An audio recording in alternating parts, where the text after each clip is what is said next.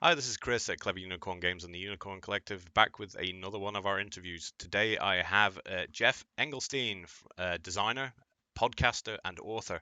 Hi, Geoff. How you doing today? Hey, Chris, thanks for having me. We'll launch straight in here. So, when you are not designing or making board games, what are you doing with your spare time? Uh, well, I don't really have any spare time then, I guess. Uh, the gaming for me, all that stuff that I do is that's sort of my hobby. I actually have a full-time job I have a company that does design engineering. So we do product development and stuff like that. And I also do a lot of coding, so I enjoy programming. So I've been messing around with Unity and things like that to try to do card games and stuff on computers as well. So that's what I kind of enjoy doing to blow off a little bit of steam. That's interesting. Have you looked into putting games onto any of the virtual tabletops that are out there? I have, and I've played with both Tabletop Simulator and Tabletopia, and they are both created me an anger of 1,000 burning suns. They are just so horrible to work with. It as a programmer, it just makes me want to just go and just make my own system. That's what I want to do. That's my new goal is I want to just grab a bunch of people and let's make an open source tabletop development system that doesn't have all the stupid gravity and physics effects and stuff like that. I just want to put some cards on a table and move some pieces around it and not have to deal with all of the stuff that's so difficult to deal with those programs. So, but I could spend an hour complaining about that. I'm sure you don't want to do that.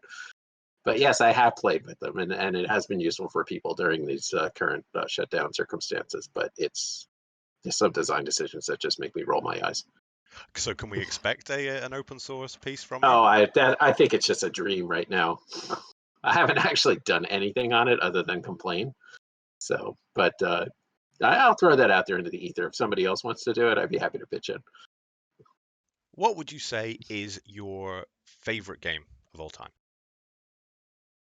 Uh, that is one of my least favorite questions. Honestly, it really depends so much on the mood that I'm in and what I'm doing and things like that. There's so many brilliant games, and so people come to me and I've got a group of 12 people, and we're hanging out casually at a party, or I've got one other person who's deeply into strategy and things like that.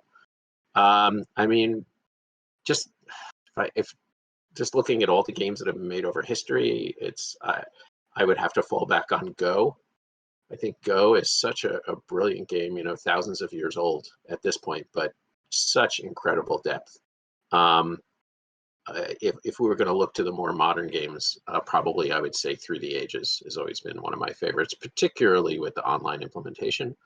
I own the game, physical copies, a couple of both versions of it and the expansion, but I wouldn't play it any other way than online right now. It just makes it such a joy and pleasure to play.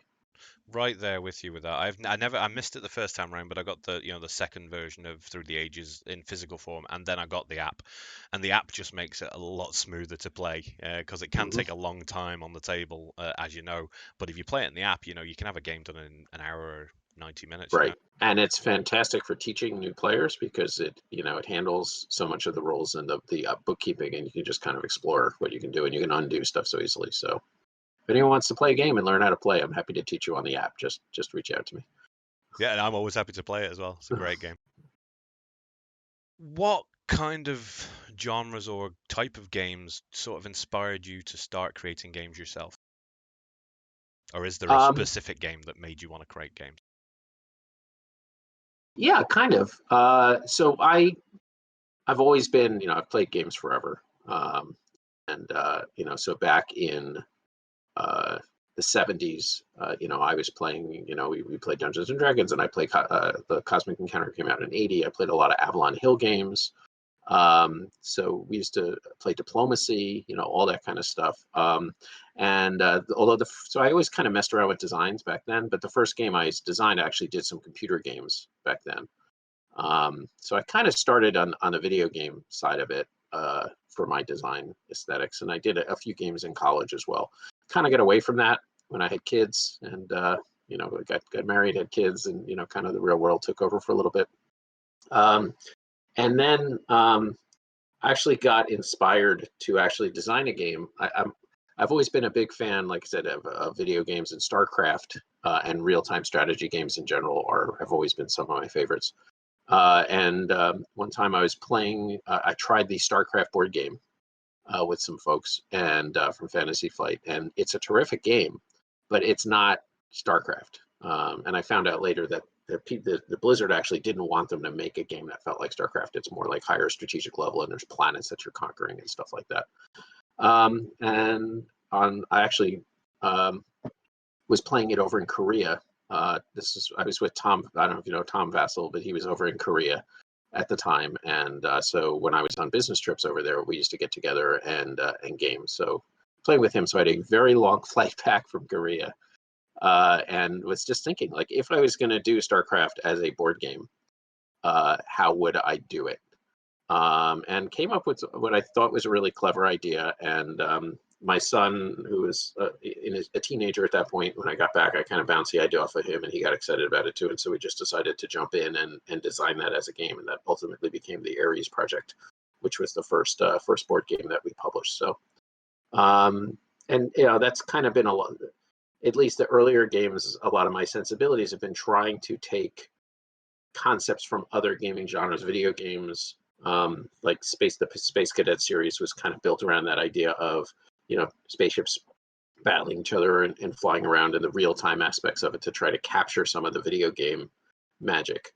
And even the latest game I have coming out with WizKids, the pinball roll and write game that I have coming out in the fall, it's very much based on trying to capture the feel of playing pinball in a board game format. So I guess I just kind of like taking something from over here and being able to bring it into the board game world. Yeah, it's sometimes difficult, isn't it, to get something that's one genre and then try and fit it in and keep the feel of the genre when you're making a board game out of it. Yeah, it's Yeah, difficult process. and for me, it's like I said, board games. I'm not trying to make a living out of it, which is a good thing because I'd be starving. But it's I enjoy the intellectual challenge of trying to. There's so much problem solving involved, and I do engineering for my day job, but still, there's so many of those same aspects of dealing with constraints and how do you get this to, and how do you do it in a reasonable budget, and there's the time, the attention span budget of people that I love taking. Trying to solve those problems, and so for me, it has to be to and I'm sure we'll talk about this, but game design is such a long process. It's like an average of 1 to 2 years to get something done. For me, there's got to be something in it that pulls me through, and that idea of trying to solve some problem that I haven't seen solved before. Maybe it has in some other game, but that I personally haven't seen, uh, is what really pulls me through the entire process to bring things to conclusion. When you come up with a game, or when you have the idea of a game, where do you start when it comes to actually creating something? Um, well, I always try to start. I not recommending this process because I think it's one of the weaknesses in my process.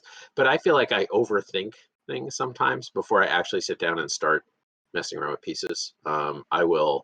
I'll do a lot of theorizing about how it will play and strategies and counter strategies and how things will work and stuff like that. Um, but certainly as soon as I feel somewhat comfortable with it, I just like grab a stack of index cards and start scribbling stuff on it. Index cards are great because they can be cards, they can be maps, you can tear them up and turn them into tokens. I've got just a whole little supply area where I've got index cards, thousands of cubes of different colors, discs of different colors, all dice of different sizes and shapes and colors. And I just grab stuff and start, pushing stuff around and seeing what's going to work and what doesn't work. But it's, yeah, I mean, that first step is challenging just because also I always have a lot of ideas and a lot of different things in the hopper. So I have to see kind of what grabs you and what, kind of what gets you excited. And that touches on a good point. I don't think we've come up with any of the previous interviews. Is from a designer's point of view, having all of those little things to use. Like we at our office we've got boxes of cubes and counters and tokens and stuff that we can just grab a handful of to use for games. It's useful, and you can buy them relatively cheaply from places Hmm. online, so that you have cubes and different sized counters and things to use, which is useful because there's something about when you're prototyping, it is nice to have some tactile physical things rather than just bits of card lying around. It helps unlock a lot of stuff. Yeah. And the physicality of putting it on the table and moving stuff around, I think will tell you very quickly whether the idea has got some legs or doesn't. Um, like I said, I've kind of fallen into a bad habit now of maybe doing a little bit too much theorizing before I start pushing some stuff around on the table. Um, but I also feel like I've designed enough games at this point that I have a better mental idea of what's going to work and what's not going to work, and so I can maybe cut down on some of that iterating to try to get to a point more quickly. Have you ever played a game, and I'm sure you have, where you have just not got on with it or not liked it? You'd have to name the game, but what was the theme or the genre or the mechanic that made you think, no, no, this game's not for me? Um, there's a lot of different ways that games can go wrong. I mean, for me personally, the ones that uh, kind of drive me a little bit nuts at this point are the ones where the situations change radically from player to player. So by the time it gets back to your turn, whatever plan you may have had, or whatever you were trying to do, or card you were trying to go for, is is gone, or just everything's just kind of blown up. I like having some thread of strategy that I can kind of carry on. Um, and I'm okay with long terms turns. I mean, I grew up on war games and stuff like that. I used to play World in Flames. I literally would play games where the other player would take an hour or 2 hours to do their turn, and I would go off and have lunch and then come back. We'd still be pushing pieces around. But I don't want the situation to change so dramatically that it's a new little puzzle that I got to solve as soon as it comes back to me. Yeah, I can understand that, especially if you've got a plan laid out and then, yeah, by the time it gets around to you, that plan is no good anymore. Yeah, and if it's occasionally, that's fine. But I've played games that just like every single turn, there's all these cards that are laid out, and everything's going to be gone by the time it gets back to you anyway. So what's the point? Why is it? I mean, I think we touched on it earlier about, you like to see things or figure things out and make them work, but is that the main reason why you make games, or is there another reason that you make games? It's fame and fortune, mainly fame and fortune. Um, Sadly, that hasn't really worked out so far, but hope springs eternal. Uh, yeah, I mean, for me to make it's about the problem solving. Well, it's two aspects. I mean, one is problem solving, but one is also, and I guess this is an element of the problem solving, is trying to create an experience for the players. Like I said, so like our first game, Ares Project, right? That was the idea was, how do we make it feel like a real time strategy game? How do we make people feel like they're in that real time game, even though it's turn based? The elements of that. When we are doing Space Cadets, the idea was, how do we make people feel like they're, can kind of role play Star Trek and be on the bridge of the Enterprise. Um, for the Fog of War, which was my longest design, I mean, that kind of came out of, as I mentioned, I did a lot of war games. So the Fog of War, for those of you that aren't familiar with it, is a simulation of World War II in Europe. And I had played a ton of those games. Like I said, World in Flames and Third Reich, and there's just so many of them that cover the European theater of World War II.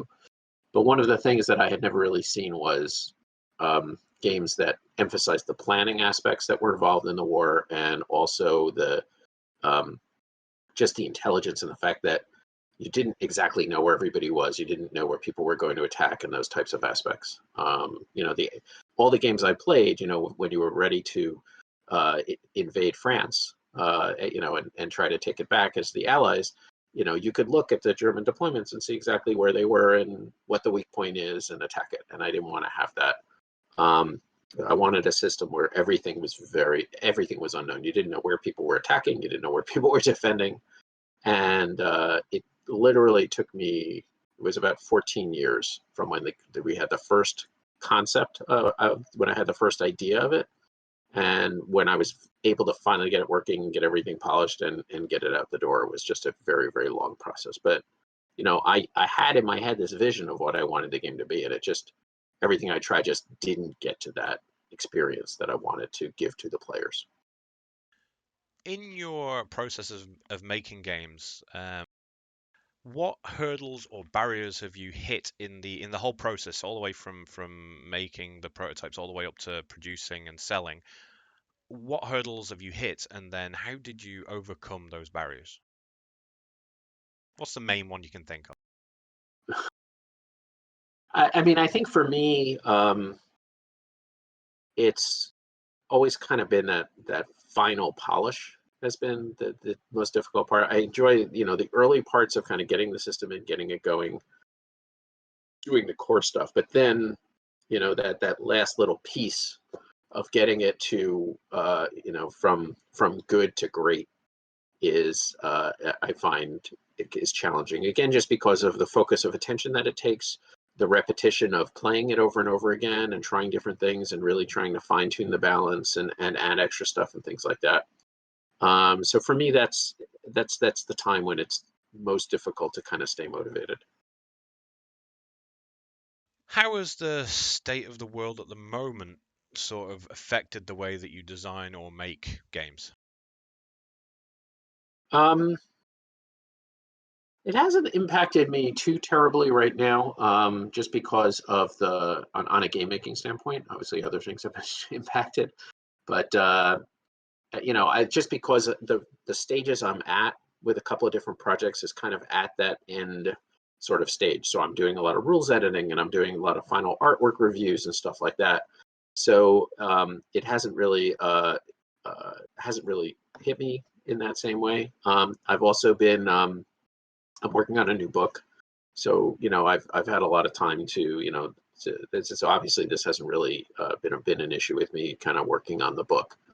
So for me, it hasn't been a big deal. I've been trying to, I've been actually doing a lot more online playtesting. That's why I continued my hatred of Tabletop Simulator continues to grow, is because I know a lot of my friends that, we have a playtesting group that meets normally like every other week that we get together and do stuff. So we've been doing stuff virtually. So I've been trying to help people out with that process and things like that. Yeah, it's funny. We keep going back to the tabletop simulator thing. There's one of our designer playtesting episodes where it was a real-time game where you had to do things within 5 minutes. And one of the designers that was helping with that episode, David Digby, he's helped with a load of them so far. He Yeah. has a MacBook with no two buttons, so he only has one button, and for real time when you try and move things around, and then the whole system broke on him a couple of times. Yeah, it had him shouting at the computer during the playtesting. It was Yeah. it was yeah, it Yep. was an Yep. experience. So yeah, there are certainly limitations with tabletop simulator. Yeah. Yeah. It's unbelievable. I mean, even in like Tabletopia, I was like, oh, great, a new one's coming out.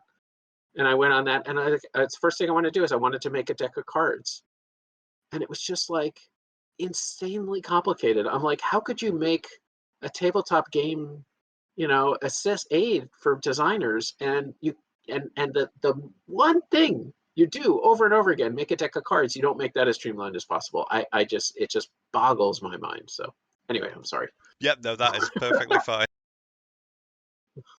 What piece of advice would you give somebody who's thinking of designing their first game? What is the main piece of advice you would give to that person? Um, so uh, I teach game design at NYU. Actually, I teach a game club design course there. And the big thing that I really kind of try to tell my students is to have a vision, right? To make a vision statement even at the very beginning. And that's one of the first exercises that we do is they take an idea that they've got and I show them, like every game that I do, I write down at the very beginning a couple of paragraphs that says, this is the experience that I want, you know, just some basics. I want it to, go up to 8 players and I want it to be playable by 5-year-olds or, whatever it is, but not just that, but the core, the core vision of, like I talked about the Fog of War game, right? I had a very clear vision.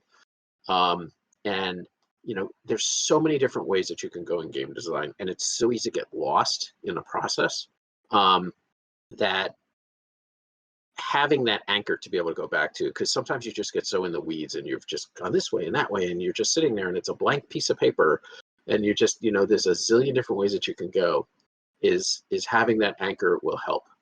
If you're designing and all of a sudden, it's not working, it doesn't feel right, the fun isn't there the way you want it to be there, or the experience isn't there, you can go back to sometimes going back to that original statement and saying, oh yeah, this is extra stuff I added, I don't need this wasn't part of the original core. Just I find that it just gives people an anchor, and that's not saying that it can't change. Like for Space Cadets, it started its life as a starship simulator, right? There was one player would be the captain, and one player would be weapons, and one player would be shields, and one player would be navigation. And you'd move around, and you'd kind of simulating a starship, and you were completing missions. And once we actually I did that one with my kids. That's why I keep saying we. Once we got it out and started playtesting it with people, we found that people enjoyed it, but they were much more into kind of role-playing Star Trek, right? They didn't care about the arcs, the weapon arcs for the torpedoes versus this laser and manipulating the stuff, right? They wanted to scream about how they didn't have enough energy and crazy stuff was blowing up on the ship and stuff like that. So we kind of looked at that and we said, okay, yeah, it's Starship Simulator, but we were leaning into, trying to make it look, reasonably productive. But, obviously we don't know what a starship's going to be like, but at least make you feel like that. And eventually we just kind of jettisoned that and we said, let's lean into these role-playing aspects. Let's really simplify the tasks that people have to do and give them room to express this over there. So it's okay to change your vision, but at least if you're doing it in a conscious way, right? Rather than just sort of meandering and going back and forth and stuff like that. So that, I think, is the most important thing of saying, when you start out on a project, these are my goals. This is what I want to do. This is the emotional response that I want from the players. Brilliant. Thank you so much for coming and speaking to me today, Geoff. That was brilliant and eye-opening. Thank you for having me.